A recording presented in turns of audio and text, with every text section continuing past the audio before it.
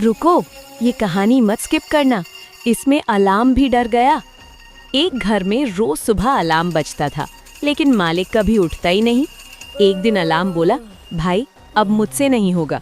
तभी एक चूहा बोला, टेंशन मत ले, आज मैं उठाऊंगा। सुबह अलार्म बजा, टन टन टन। चूहा आया और अलार्म के ऊपर बैठ गया। अलार्म बोला, अरे हट, मुझे बजने दे। चूहा बोला, जब मालिक नहीं उठता तो तू क्यों चिल्लाता है? अलार्म चुप, मालिक सोता रहा।